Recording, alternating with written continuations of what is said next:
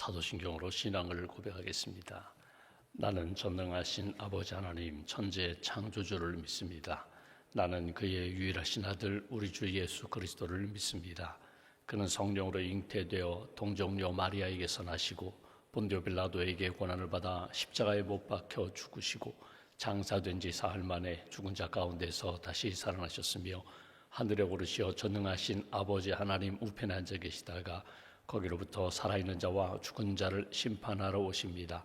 나는 성령을 믿으며 거룩한 공교회와 성도의 교제와 죄를 용서받는 것과 몸의 부활과 영생을 믿습니다. 아멘. 찬송가 400장 찬송하겠습니다. 찬송 400장입니다.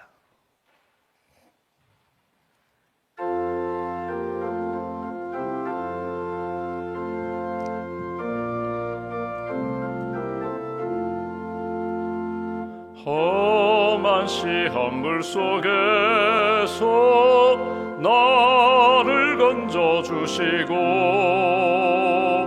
노한 풍랑 지나도록 나를 숨겨주소서. 주여 나를 돌보시사 고이 품어주시고 험한 풍파 지나도록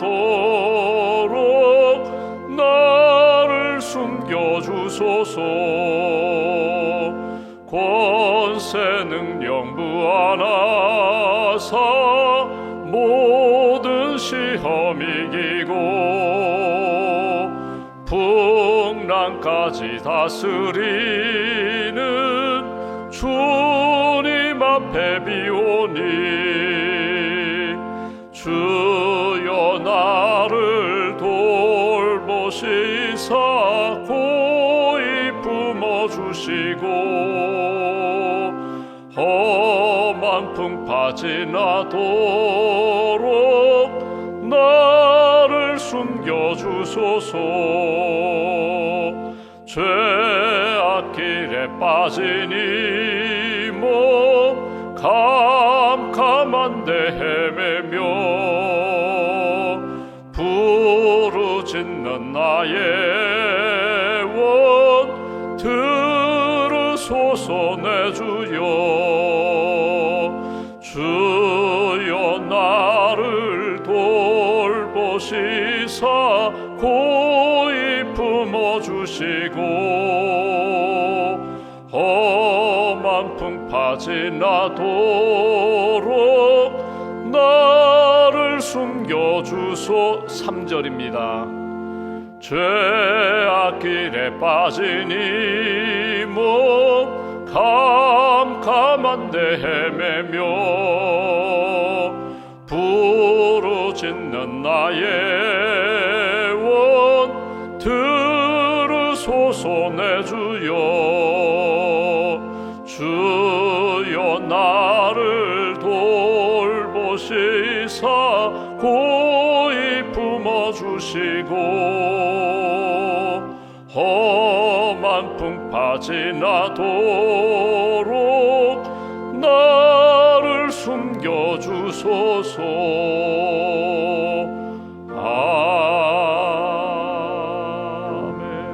아멘. 기도하겠습니다. 생명의 주인 되시는 하나님, 우리 인생의 목자가 되시며 삶의 왕이 되시는 하나님, 이 아침에도 깨어 기도할 수 있도록 은혜를 더하여 주셔서 감사합니다. 믿음으로 고백하게 하시고 찬송하게 하시고 기도하며 하나님의 나라와 하나님의 의를 먼저 구하게 하시니 감사합니다. 이 아침 주님 앞에 엎드린 모든 심령들 가운데 성령과 은혜의 담비, 말씀의 담비를 부어주셔서 오늘도 내 힘으로가 아니라 주의 영을 의지하여 성령을 의지하여 걸어가는 길이 되게 하시고 하나님의 뜻 분별하며 하나님의 뜻 이루어 드릴 수 있는 귀한 날 될 수 있도록 은총 베풀어 주시옵소서. 우리가 구할 때에 구하고 찾고 두드릴 때 하나님 열어주시며 크고 놀라운 비밀을 우리에게 가르쳐 주시는 줄 믿습니다. 보게 해주시고 듣게 해주시고 성령의 감동으로 느끼게 해주시고 오늘도 감당할 수 있는 힘을 주시는 줄 믿습니다. 성도답게, 예수님의 제자답게, 하나님의 백성답게 오늘도 어느 곳에서 무엇을 하든지 주님이 기뻐하시는 아름다운 삶이 될 수 있도록, 감사와 기쁨이 넘치는 복된 한 날 될 수 있도록 성령님 역사하여 주시옵소서. 이 아침에도 기도합니다. 하나님, 우리의 삶 가운데 풍랑과 시련과 고난 가운데 힘든 시간을 보내는 많은 분들 주께서 건져주시기를 원합니다. 풍랑 가운데서 우리의 삶을 지켜주시기를 원합니다. 영혼을 지켜주시기를 원합니다. 내가 산을 향하여 눈을 들리라. 나의 도움이 어디서 올까? 나의 도움은 창조주 하나님에게서로다. 하나님 시편의 고백처럼 이 시간 하나님을 고백하는, 찬송하며 의지하는 모든 분들 가운데 오른팔로 붙들어 주시고, 어두움 가운데, 고난 가운데, 풍랑 가운데 하나님께서 건져주시며 하나님 앞에서 감사하며 찬송할 수 있는 그런 은혜를 허락하여 주시옵소서. 가정의 달 영적 전쟁 가운데 있는 분들에게 믿음의 방패를 주시고 말씀의 검을 주셔서 능히 이길 수 있는 영적 군사로 굳게 세워 주시옵소서. 병상에 있는 교우들을 주님 지켜주시고 잘 감당할 수 있는 힘도 주시고 체력도 주시고 치유의 은총을 하나님께서 베풀어 주시옵소서. 함께 예배드릴 수 있는 그날을 저희들에게 허락하여 주시고 건강함으로, 영적으로 육신적으로 강건함으로 하나님 앞에서 살아갈 수 있도록, 섬길 수 있도록 하나님 도와 주시옵소서. 하나님, 오늘 선교학교가 또 진행됩니다. 선교의 영성을 배우고 품는 시간 되게 하시고 온 교우들이 한 영혼을 천하보다 귀히 여기시는 하나님의 마음을 품고 땅끝까지 주의 복음을 증거하라고 하신 사명을 품는 귀한 시간으로 인도하여 주시옵소서. 꿈터교회, 새싹교회 섬기시는 우리 교사 선생님들, 교육자에게 은혜를 던집혀 주시고 우리 어린 생명들, 또 우리 엄마들 잘 품고 말씀과 사랑과 기도로 하나님 앞에 다시 한번 세워지는 귀한 모임과 예배가 될 수 있도록 함께하여 주시옵소서.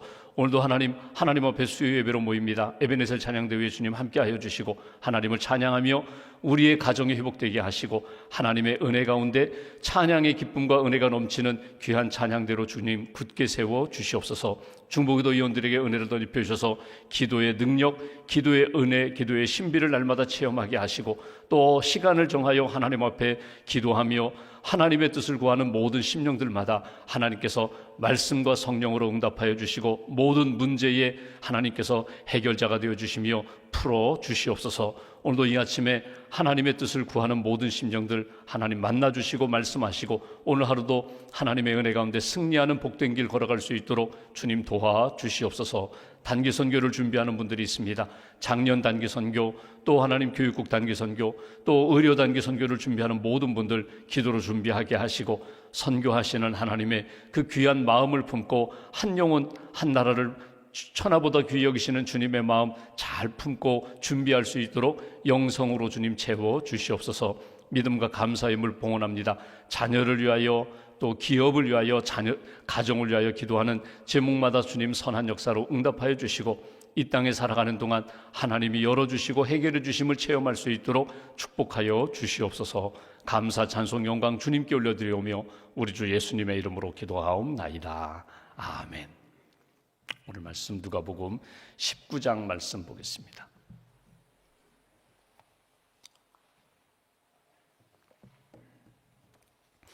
누가복음 19장 오늘은 28절부터 40절까지 말씀 보겠습니다. 28절부터 40절까지 말씀 함께 봉독합니다. 예수께서 이 말씀을 하시고 예루살렘을 향하여 앞서서 가시더라. 감람원이라 불리는 산 쪽에 있는 벳바게와 베다니에 가까이 가셨을 때에 제자 중 둘을 보내시며 이르시되 너희는 맞은편 마을로 가라. 그리로 들어가면 아직 아무도 타보지 않은 나귀 새끼가 매여 있는 것을 보리니 풀어 끌고 오라. 만일 누가 너희에게 어찌하여 푸느냐 묻거든 말하기를 주가 쓰시겠다 하라 하시매 보내심을 받은 자들이 가서 그 말씀하신 대로 만난지라. 나귀 새끼를 풀 때에 그 임자들이 이르되 어찌하여 나귀 새끼를 푸느냐 대답하되 주께서 쓰시겠다 하고 그것을 예수께로 끌고 와서 자기들의 겉옷을 나귀 새끼 위에 걸쳐놓고 예수를 태우니 가실 때에 그들이 자기의 겉옷을 길에 펴더라. 이미 감람산 내리막길에 가까이 오심에 제자의 온 무리가 자기들이 본 바 모든 능한 일로 인하여 기뻐하며 큰 소리로 하나님을 찬양하여 이르되 찬송하리로다. 주의 이름으로 오시는 왕이여 하늘에는 평화요 가장 높은 곳에는 영광이로다 하니 무리 중 어떤 바리새인들이 말하되 선생이여 당신의 제자들을 책망하소서 하거늘 대답하여 이르시되 내가 너희에게 말하노니 만일 이 사람들이 침묵하면 돌들이 소리 지르리라 하시니라. 아멘. 주님의 은혜와 평안이 여러분과 함께 하시기를 기원합니다. 오늘 말씀은 이제 예루살렘에 입성하시면서 호산나 다윗의 자손이요 찬송하는 그런 장면입니다. 우리가 종려주일에 예수님이 어린 나귀 새끼를 타고 예루살렘에 입성하시는 장면, 종려나무 가지를 흔들고 호산나 다윗의 자손이요 왕이시여 우리를 지금 구원해 주소서 이렇게 외치는 그런 장면입니다. 그러니까 역사적인 사실이면서 동시에 상징적인 사건, 상징적인 의미가 담겨있는 그런 사건을 우리가 오늘 만나게 됩니다. 여러분, 우리가 오늘 이 아침에도 기도하면서 예수님에 대한 믿음의 고백이 있습니다. 예수님, 나의 목자 되시는 예수님, 왕이 되시는 예수님, 구원자가 되시는 예수님, 또는 아버지, 하나님을 아버지라고 부르면서 예수님 나를 붙들어 주세요, 도와주세요, 치유해 주세요, 함께 해주세요. 우리가 고백하는 예수님에 대한 나름대로의 믿음의 고백이 있거든요. 근데 성경을 보시면 예수님에 대한 가장 대표적인 성경에서 기록한 예수님은 누구신가? 그는 구원자라고. 우리가 기도할 때 예수 이름으로 기도합니다. 또 나사렛 예수의 이름으로 기도합니다. 나사렛 출신 예수님이 이 땅에 오셔서 우리와 같은 몸으로 오셔서 나사렛 출신 요셉의 아들 몫으로 오셔서 우리의 구원자가 되셨다. 십자가를 지셨다. 근데 예수님의 이름으로 기도할 때 가장 좋은 표현이 뭐냐면 그리스도, 예수 그리스도의 이름으로 기도합니다. 그리스도라는 이름이거든요. 이 그리스도라는 말이 구약은 메시아라는 말이고 신약어로는 헬라어로는 그리스도라는 말이거든요. 이 그리스도라는 그 말이 우리가 기독교, 이 그리스도거든요. 그리스도라는 말이 무엇인가 하면 기름 부음 받은 자라거든요. 그러니까 예수님은 기름 부음 받은 자입니다. 예수님은 나의 구원자가 되십니다. 그런 표현입니다. 어떤 분들이 기도할 때 이렇게 기도하는 분들도 있어요. 예수 그리스도의 이름으로 기도합니다. 그 그리스도를 앞에 두고 그리스도 예수의 이름으로 기도합니다. 예수 그리스도가 아니라 그리스도 예수의 이름으로 기도합니다. 이렇게 기도하는 분들도 계세요. 이상하다. 이상한 것 아니에요. 그러니까 우리가 예수님의 이름으로 기도할 때 그 예수님은 누구이신가? 나의 그리스도가 되십니다. 성경에 기록한 온 인류의 구원자이실 뿐만 아니라 그분은 나의 구원자가 되십니다 라는 그런 표현입니다. 그런데 조금 더 좀 풀어본다면 그리스도라는 말이 사실은 이 기름 부음 받은 자라는 것이 구약에서부터 계속해서 내려오는 구원, 하나님의 구원 역사의 가장 중요한 핵심이 되거든요. 여러분, 그리스도라는 말이 기름 부음 받은 자다, 예수님이 바로 그리스도가 되신다라고 할 때 사실은 그냥 구원자라고 하지만 그 모습은 크게 세 가지로 나타납니다. 하나는 그분은 우리 인생의 제사장이 되십니다라는 표현이에요. 그러니까 기름 부음 받은 자가 구약 전통으로 이야기하면 그가 제사장과 또 선지자와 왕으로 세움을 받을 때에 기름을 부었거든요. 하나님이 기름 부어서 선별하여 세워주셨거든요. 기름 부음 받은 다음에 그리스도가 된 다음에 그 일들을 감당했습니다. 여러분, 제사장이 하는 일이 무엇입니까?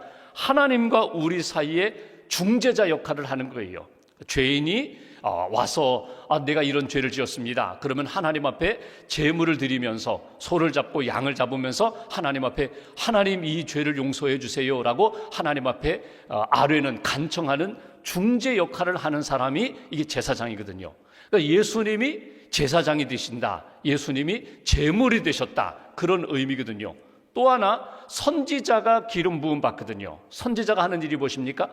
제사장은 사람들의 죄, 사람들의 아픔을 가지고 하나님 앞에 아뢰고 용서를 받고 은혜를 받게 하는 것이라면 선지자는 하나님의 입장에서 하나님이 말씀을 주셨어요.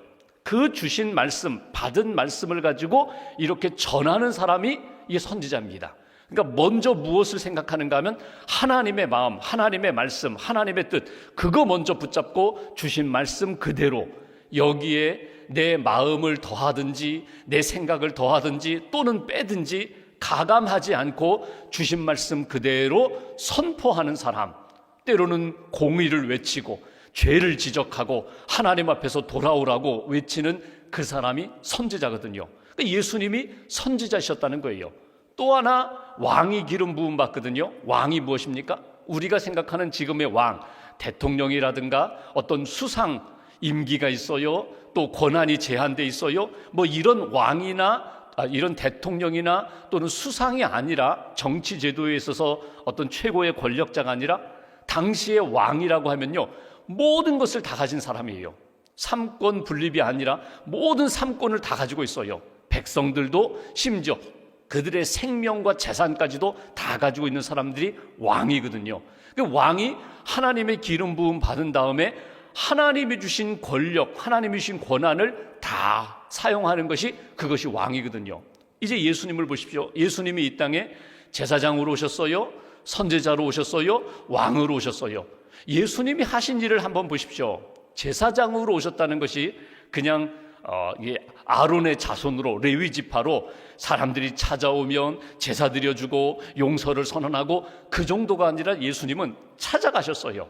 아픈 사람들, 죄인들, 병든 사람들, 소외된 사람들 찾아가셔서 그들을 붙잡아 하나님으로부터 용서받고 하나님의 백성답게 살도록 하나님이 그들을 이렇게 끌어서 올려주시는 사역을 하셨다는 거예요.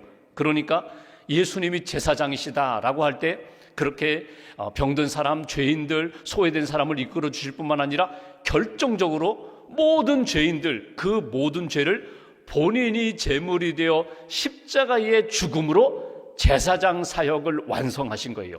이게 예수님이 제사장으로 기름 부음 받은 그리스도로 하신 사역이다. 또 하나, 선지자, 말씀을 전하는 것, 받은 말씀만 가지고 전하는 정도가 아니라 예수님은요, 하나님 나라의 비밀을 가르치셨어요.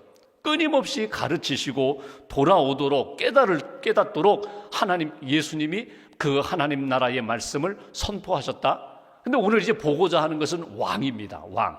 예수님이 왕으로 이 땅에 오셨다. 그 예수님이 하나님의 그 왕됨, 왕의 권세를 가지고 오셨다. 여러분, 예수님은 그 베들레헴에서 태어나셨어요. 갈릴리 나사렛에서 성장하셨어요. 그 왕과는 전혀 관계가 없어요. 뭐 예루살렘에서 그렇게 권력을 행사한 것도 아닌데 예수님이 어떻게 왕이 되시는가? 보십시오. 예수님 자연을, 풍랑을 잔잔케 하십니다. 그러니까 자연만 잔잔케 하신 것이 아니라 인생에 여러 가지 겪고 있는 갈등의 문제를 예수님은 마치 왕이 모든 것을 다스리시듯이 다스리셨다는 거예요.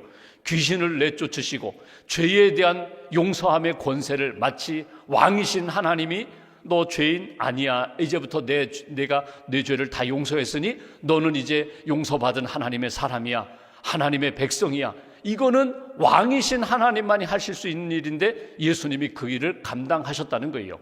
오늘 특별히 예수님이 왕된 모습으로 나타나신 것은 어디에 나타나는가 하면 예루살렘에 입성할 때입니다. 여러분, 예루살렘에 입성할 때 우리가 아는 것처럼 나귀 새끼를 타고 입성하셨어요. 한 번도 타보지 않은 나귀 새끼를 타고 이렇게 입성하신, 마치 왕의 대관식처럼 왕이 전쟁에서 이기고 이렇게 성에 들어오는 입성하는 모습처럼 그렇게 예수님이 왕된 모습으로 이렇게 입성하셨다는 거예요. 근데 이 모습을 보시면 참 우스꽝스러운 장면인데, 여기에 보시면 오늘 성경 말씀에 예수님 자신이 내가 왕이다라는 것이 은연중에 나타나거든요. 사실 정치 지도자들 입장에서는요, 이게 마음에 안 들어요. 아니, 지금 왕이 있는데, 헤롯 왕이 있는데, 로마 황제가 있는데, 아니 예수가 저렇게 왕처럼 등장해서 자기가 왕의 행세를 하니 가만둘 수 없다. 사실 비유에 거슬리는 상황이거든요. 그런 것 따지지 않고 가리지 않고 예수님은 내가 이 땅에 제사장으로 왔다, 선지자로 왔다, 왕으로 모든 죄인들을 구원하고 내 백성 삼으려고 내가 이 땅에 왔다. 그것을 보여주시는 장면이 오늘 본문의 말씀입니다. 여러분 여기서 한번 이제 생각해 보십시오. 예수님이 지금 어디에 계시다가 예루살렘에 입성하셨다고요? 여리고에 계시다가 삭개오를 만나시고 여리고에 계시다가 여리고에서 예루살렘으로 올라가셨어요. 여리고는요, 이 이스라엘 팔레스타인 도시 가운데 가장 살기 좋은 도시 중에 하나이지만 낮은 도시예요. 그러니까 해수면보다도 한 200여 미터 더 낮아요. 그러니까 낮고 낮은 도시가 여리고인데, 예루살렘은 어떤 도시인가 하면 해발 한 800m 정도 됩니다. 높은 도시예요. 높은 곳이에요. 그러니까 여러분, 낮은 곳에서 지금 한 30km 이상 떨어져 있는 예루살렘을 향하여 올라가고 계세요. 예수님이 올라가시는 이 장면을 보면요, 아주 담대해요. 그러니까 지금 죽으러 올라가시는 거예요. 십자가 지러 온전한 제사장 제물이 되기 위하여 올라가시는데, 제자들은 지금 그 뜻도 이해하지 못하고 마음이 무거운데 예수님은 아주 담대하게 올라가세요. 올라가시면서 오늘 제자들에게 요청하시는 내용들이 몇 가지가 있어요. 그 중에 주목할 것, 먼저 오늘 본문 말씀 보실까요? 본문 30절 보십시오. 예루살렘이 가까이 오고 있습니다. 여기 벳박에 베다니에 이르렀을 때, 이제 조금만 더 가면 예루살렘에 들어가는 때가 됐을 때, 예수님 30절, 너희는 맞은편 마을로 가라. 그리로 들어가면 아직 아무도 타보지 않은 나귀 새끼가 매여 있는 것을 보리니 풀어 끌고 오라. 만일 누가 너희에게 어찌하여 푸느냐 묻거든 말하기를 주가 쓰시겠다. 그리고 실제로 가서 풀으려고 하니까 사람들이, 주인이 아니 왜 나귀를 풀어 가느냐, 여기 34절 보시면 대답하되 주께서 쓰시겠다. 이게 왕이에요. 지금 분명히 나귀의 주인들이 있어요. 주인이 있음에도 불구하고 주께서 쓰시겠다. 그러니까 아무 말도 하지 않는 거예요. 여러분, 우리 인생에 여기 물질, 내가 가지고 있는 것, 이건 내 것입니다. 내 소유입니다. 근데 어느 날 주님이 내가 필요하다, 그거를 내가 가져가겠다라고 할 때에 이 주께서, 이것이 내가 주인이 아니라, 이것의 주인은 나 자신이 아니라 이것의 주인은 주님이 되십니다. 하나님이 되십니다. 내 인생의 모든 것들 주께서 내게 맡기신 것이고 나는 청직일 뿐이고 진짜 주인은 당신입니다. 이게 왕의 고백이에요. 우리가 보통 찬양하죠. 왕이신 나의 하나님, 내가 주님을 높여드립니다. 왕이신 하나님, 나를 다스려 주세요. 왕이신 하나님, 나를 지켜주세요. 여러분, 왕이라는 것이 그 권한으로 보호하는 분이거든요. 책임지는 분이거든요. 동시에 내 모든 것의 주인은 당신입니다. 그게 왕이거든요. 그러니까 지금으로 이해하기는 참 어려운 상황이거든요. 지금은 자본주의 시대고 지금은 각각 자기의 소유권을 주장할 수 있는 때인데, 아니 왕이라고 가져갈 수 있는가? 근데 예수님 시대나 구약 시대는 왕은요, 백성들의 생명까지도 다 자기의 것으로 삼는 그 시대이기 때문에 오늘 주께서 쓰시겠다, 필요하면 주님께 드리겠습니다. 여러분, 우리가 인생을 살아가면서 내 소유의 주인은 하나님이십니다라고 고백하는 시간이 있어요. 그것이 뭐 기도하는 시간, 예배드리는 시간만이 아니라 내 모든 것, 물질의 내 소유의 주인은, 내 삶의 주인은 하나님이십니다라고 철저하게 고백하는 시간이 언젠가면요, 11조 헌금 드리는 시간이에요. 여러분, 11조 헌금 하시잖아요. 11조라니까 10%만 이건 하나님의 것이고 나머지 10개 중에 하나는 하나님의 것이고 나머지 9은 내 거야. 그거 아닙니다. 신앙 고백이라는 것은 이 모든 것은 다 하나님의 것입니다. 하나님의 것임을 고백하면서, 인정하면서, 감사하면서 소득의 10의 1, 10%를 하나님 앞에 드리면서 이 모든 것 다 하나님의 것입니다, 고백하며 드리는 시간이에요. 그리고 동시에 마틴 루터는 이렇게 하죠. 영적인 교환이라는 표현을 썼거든요. 믿음으로 고백하며 하나님 앞에 헌신하며 나를 드리고, 하나님이 이거 내 것, 하나님의 것이지만 내가 너에게 맡겼노라 확인받는 시간이 11조 하는 시간이라고. 하나님이 내게 9을 주셨어요. 9을 맡기셨어요. 이 모든 것도 하나님의 것인데 내가 잘 청지기의 마음과 믿음으로 잘 사용하겠습니다. 이것이 하나님 앞에 헌금하는 시간이거든요. 오늘 우리가 하나님 앞에서 여기 나귀를 풀어오라, 주께서 쓰시겠다. 어느 날 갑자기 내가 가장 귀히 여기는 것, 하나님이 귀히 여기는 것을 하나님이 내가 쓰겠다라고 하실 때가 있어요. 그때 주님 사용하세요. 이것은 본래 주님의 것입니다. 제가 맡아왔던 것입니다. 주님 쓰세요. 이 고백이 오늘 왕이신 하나님, 왕이신 예수님에 대한 믿음의 고백이 되는 것이다. 또 하나 오늘 말씀해 보면 자기들의 겉옷을 벗어서 나귀 새끼 위에 얹고 길에 펴면서 다윗의 자손이여 찬송하는 장면을 보게 됩니다. 35절 36절 보시면 그것을 예수께로 끌고 와서 자기들의 겉옷을 나귀 새끼에 걸쳐 놓았다. 그리고 예수님을 태웠다. 가실 때에 그들이 자기의 겉옷을 길에 폈다. 여러분 여기 잘 보십시오. 만약에 정말 예수님 안장, 나귀 새끼 안장이 필요하면요, 집에 있는 담요 갖다 덮으면 돼요. 만약에 길에 좀 이렇게 먼지가 날린다, 그러면 다른 자기가 입지 않은 다른 옷을 갖다가 펼쳐 놓으면 돼요.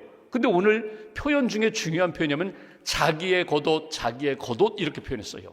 그러니까 예수님을 내 구주로 나의 왕으로 섬길 때 나의 가장 소중한 것, 그 겉옷을 예수님께 드리는 거예요. 예수님이 나귀 타신 것이 아니라 나를 타신 거예요. 내 겉옷을 길에, 내 겉옷을 나귀 새끼에 얹고 그 위에 예수님을 영접하는, 예수님을 모시는 그 헌신. 나의 겉옷이 무엇일까? 여러분 잘 이 아침에 한번 생각해 보십시오. 묵상해 보십시오. 내 겉옷 하니까 그냥 외투 벗으면 되지 뭐. 근데 여러분, 내가 가지고 있는 이 외투, 이 겉옷이라는 건요, 어찌 보면 나를 대표하는 상징물이 될 수 있어요. 다른 사람들이 볼 때 아무개 그러면 그 사람은 이런 사람, 그 사람 이렇게 가진 사람, 배운 사람, 경험 많은 사람, 그 사람이 늘 자랑하는 거, 그거 벗어서 예수님께 드리는 인생, 이것이 왕이신 예수님을 향한 우리의 믿음의 자세가 되는 거예요. 마지막 한 가지, 찬송합니다. 오늘 누가복음에는 여기 찬송하리로다 하면서 여기 38절 보시면 주의 이름으로 오시는 왕이여 하늘에는 평화요 가장 높은 곳에는 영광이로다. 평화와 영광이로다. 당신이 진짜 나에게 평안을 주십니다. 그 왕이신 주님이 나에게 진짜 하나님의 영광을 이룰 수 있도록 역사하십니다. 찬송했다고. 여러분 호산나, 다른 복음서에 보면 호산나 다윗의 자손이요 이렇게 찬송했죠. 호산나, 지금 우리를 구원하소서. 당신이 구원할 수 있습니다. 당신만이 하실 수 있습니다. 이렇게 찬송을 드렸다는 거예요. 그럼 보십시오. 나귀를 드립니다. 자기 겉옷을 드립니다. 그리고 입술의 고백, 찬송을 드립니다.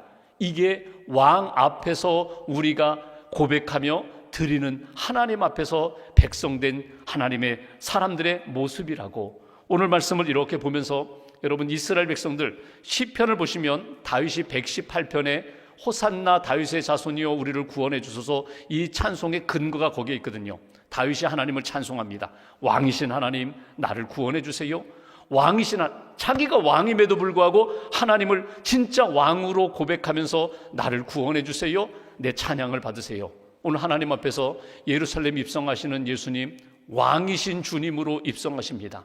우리가 그리스도 예수님의 이름으로 기도합니다. 고백할 때 제사장으로 또는 선지자로 고백하지만 주님이 나의 진짜 왕이 되십니다. 나를 다스려 주세요. 내 모든 것을 드립니다. 이것을 받으시고 나를 구원해 주세요. 오늘도 우리가 찬송 부른 것처럼 우리가 여러 가지 어려움을 겪고 있거든요. 또 뜻하지 않은 사건을 만날 수 있어요.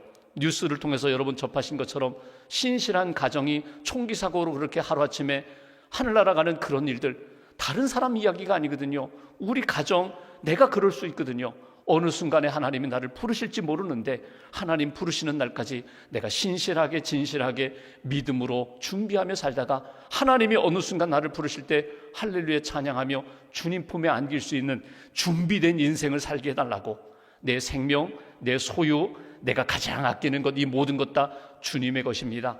날마다 고백하면서 주님께 드리고 맡기고 하나님의 은혜 가운데 영광과 평화를 누리며 사는 인생, 이것이 오늘 이 아침에 우리에게 주시는 하나님의 말씀입니다. 잘 간직하시고 믿음으로 고백하며 오늘 하루도 왕이신 주님의 은혜 가운데 살아가는 저와 여러분 되시기를 주님의 이름으로 기원합니다. 기도하겠습니다. 오늘 말씀 붙잡고 우리가 함께 기도합니다. 하나님이 우리를 이 아침에 불러주셨습니다. 기도하는 시간 오직 주님만 바라보며 기도합니다. 우리의 아픔도 고난도 슬픔도 여러 가지 삶의 풍파와 여러 가지 시련도 주님 다 아십니다. 주님 앞에 고백합니다. 왕이신 주님, 우리를 건져주시고 다스려주시고 이끌어주시옵소서. 오늘 이스라엘 백성들이 그랬던 것처럼 내 삶의 가장 소중한 것 주께서 쓰시겠다고 할 때 나귀를 드립니다. 겉옷을 드립니다. 입술의 고백과 찬양을 드립니다. 우리의 삶이 하나님의 은혜와 기쁨이 되게 해달라고, 우리의 삶 가운데 하나님 불안과 두려움과 어둠은 떠나가게 하시고 진정 하나님이 주시는 평강의 은혜로 채워달라고 오늘 이 아침 주시는 말씀 붙잡고 우리가 함께 기도하겠습니다. 하나님 아버지 감사합니다. 아버지 감사합니다. 시대